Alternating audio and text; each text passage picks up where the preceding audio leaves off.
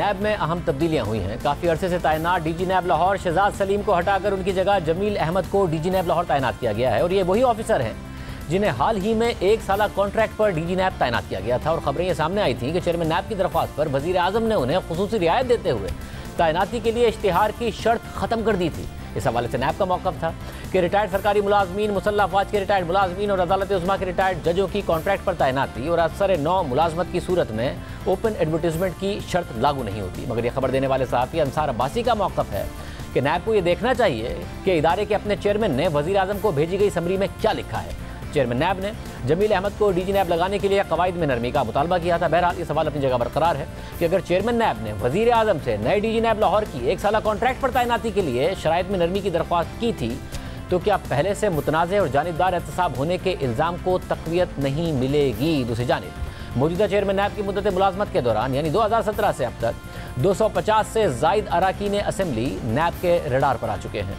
नैब ने उन मुंतखब अराकीन पर कौमी ख़जाने को तकरीबन 700 अरब रुपए का नुकसान पहुँचाने का इल्ज़ाम लगाया और उन अराकीन के खिलाफ 513 इंक्वायरी शुरू की। अहम बात यह है कि 513 में से 450 यानी 88% इंक्वायरीज अपोजिशन रहनुमाओं के खिलाफ शुरू की गई, जबकि सरसे में मजमूई तौर पर 36 हाई प्रोफाइल इंक्वायरीज बंद भी कर दी गई, जिनमें से 14 का ताल्लुक तहरीक इंसाफ के रहनुमाओं से था और 5 का ताल्लुक हुकूमती इत्तेहादी क़ाफ लीग के रहनुमाओं से था, जबकि पीपल्स पार्टी के रहनुमाओं की 12 और नून लीग के रहनुमाओं की 4 इंक्वायरीज बंद की गई। जियो न्यूज़ के नुमाइंदा खुसूसी जाहिद किशकोरी की तहकीकात के मुताबिक अपोजिशन जमातों के जिन 210 रहनुमाओं के खिलाफ इंक्वायरी शुरू की गई उनमें पीपल्स पार्टी के मौजूदा और साबिक अराकीन असेंबली के खिलाफ 86, नून लीग के अराकीन के खिलाफ 62, JUI के खिलाफ 8, NP के खिलाफ 6, नेशनल पार्टी के खिलाफ 3, जबकि PK मैप और कौमी वतन पार्टी के एक रुकन के खिलाफ इंक्वायरी शुरू की गई। आज़ाद शुमार के मुताबिक नैब ने 2017 से अराकीन पार्लियामेंट को तकरीबन 1250 नोटिस भेजे। उनमें से अपोजिशन जमातों के अराकीन को 1159 यानी तकरीबन 92% नोटिस भेजे गए। इस अरसे के दौरान 3 दर्जन से ज़ायद इंक्वायरीज या तहकीकात को बंद कर दिया गया। उनमें से PTI के अहम रहनुमाओं के खिलाफ 14 इंक्वायरीज या तहकीकात बंद हुई।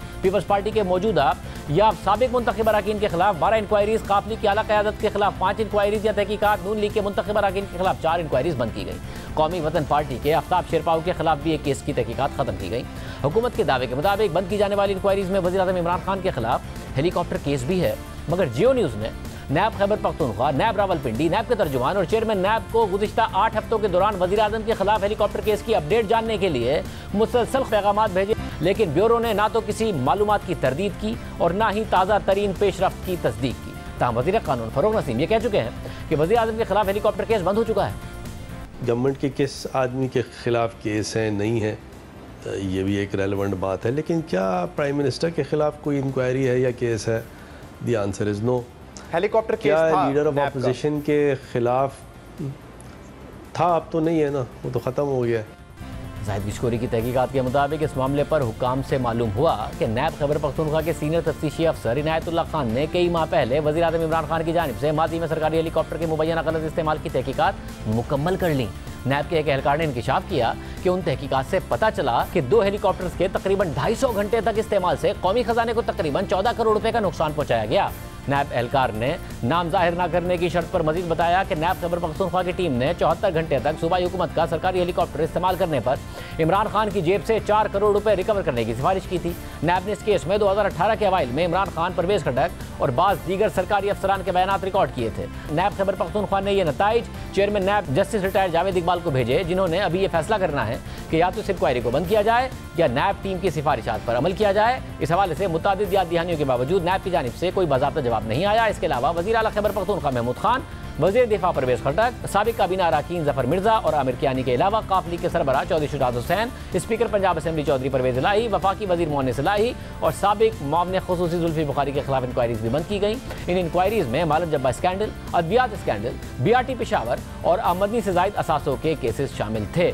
मालम जब्बा केस के हवाले से हाल ही में एक दिलचस्प सूरत हाल सामने आई। चेयरमैन नैब ने कुछ दिन पहले मालम जब्बा केस बंद करने की जिम्मेदारी पेशावर हाईकोर्ट पर डाल दी और रिपोर्टर्स से कहा कि पेशावर हाईकोर्ट का हुक्म पढ़ लें। चेयरमैन नैब ने जिस दिन ये बयान दिया था उसी दिन हमने पेशावर हाईकोर्ट के उस हुक्म को आपके सामने रखा था, जिसमें ऐसी कोई बात नहीं की गई थी, बल्कि ये लिखा गया था कि नैब हुक्काम सरकारी अफसरान और दरख्वास्त गुजार को हिरासा किए बगैर अपनी इंक्वायरी जारी रखें।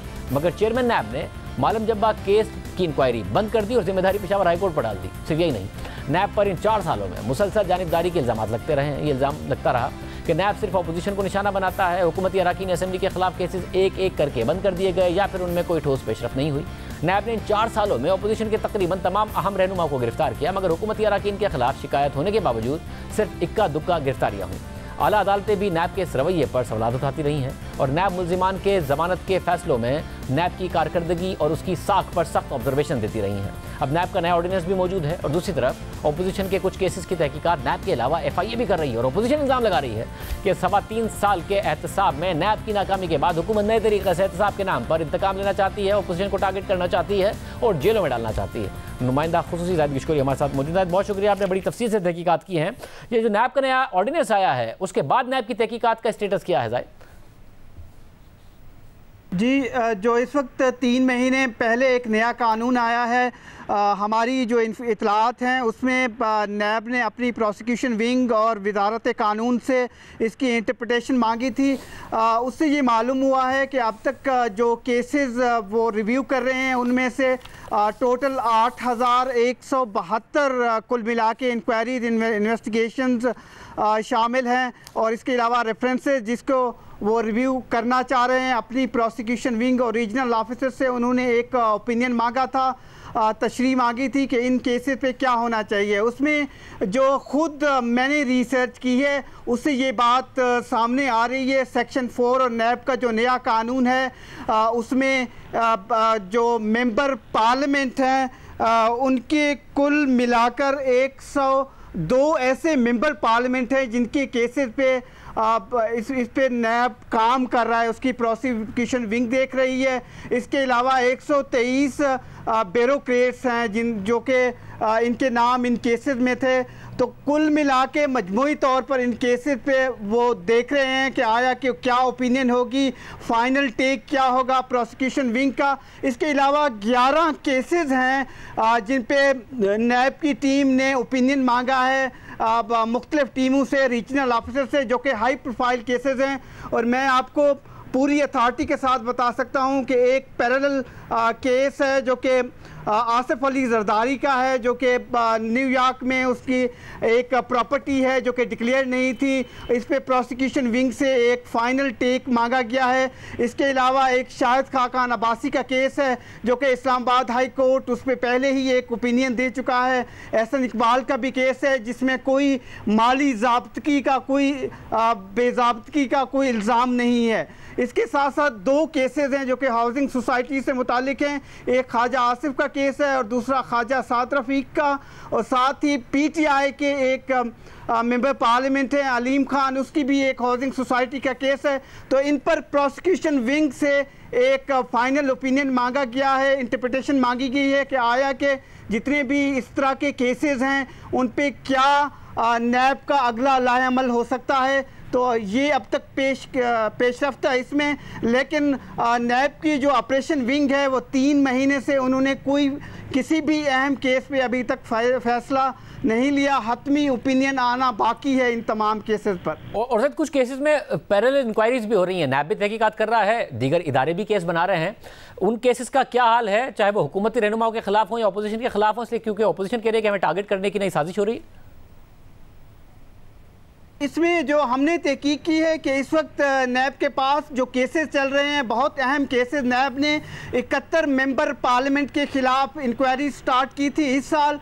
उसमें 4 ऐसे हाई प्रोफाइल केसेस हैं जो कि फेडरल इन्वेस्टिगेशन एजेंसी और इसके अलावा जो पंजाब का एंटी करप्शन डिपार्टमेंट था वो केसेस मुख्तलिफ पार्लियामेंट मेंबर के खिलाफ स्टार्ट किए हुए थे। वहाँ से जो हमने रिसर्च की है वो इससे बात साबित होती है कि नैब की जो 3 केसेस के high profile cases federal investigation agency कर रही थी, 31 अरब रुपए के शाज़ेब, उसमें नैब ने 3 केसेस को टेक ओवर किया है जो कि शहबाज शरीफ के खिलाफ थे। तीनों शुगर मिल के मुतालिक मामला थे और मुबैना तौर पर 25 अरब रुपए की मनी लॉन्ड्रिंग का इल्ज़ाम था। लेकिन इसी तरह का जो पैरेलल केस जो कि नैब ने जो तहकीक से पता चलता है वो टेक ओवर नहीं किया। एक केस रिलायंस शुगर मिल के खिलाफ था जो कि FIA के सारे एविडेंस बताते हैं, रिकॉर्ड बताता है 2 अरब 20 करोड़ रुपए का जो कि RY के ग्रुप के खिलाफ मनी लॉन्ड्रिंग का इल्ज़ाम था। FIA की फाइंडिंग थी जो कि वफाकी वज़ीर खुसरो बख्तियार के ख़ानदान की अब ओनरशिप में है। इसके अलावा JDW का केस था जो कि 3 अरब रुपए का एक मनी लॉन्ड्रिंग का मामला था, ये भी नैब ने टेक ओवर नहीं किया। इससे ये बात लगती है कि नैब ने कुछ पैरेलल केसेस स्टार्ट किए हैं जो कि बज़ाहिर ऐसा लगता है कि सिलेक्टिव हैं, और साथ ही नैब की और तहकीक से ये बात सामने आती है कि नैब जहाँ तक मुख्तलिफ केसेस मेंबर पार्लियामेंट के खिलाफ जो कि स्टार्ट किए गए हैं उसमें कई ऐसे केसेस हैं जिसमें नैब ने 2 बार 3 बार, अगर आप रेशियो देखें तो 5 से 6 बार उनको तलब किया गया है, और 91% जो कि मेंबर अपोजिशन से जिनका ताल्लुक है उनको तकरीबन कुल मिला के 1100 के करीब सवालनामे भेजे गए हैं, जबकि बाकी जो 10% है उन मेंबरान का ताल्लुक हुकूमत की पार्टी से है, और उनको कोई खातिर खा जो कि रिकॉर्ड बताता है नैब का, उनको ना सवालनामे भेजे गए हैं और ना ही तलब किया गया है इस दौरानिये में। बहुत शुक्रिया गुफ्तगू आपने सुनी।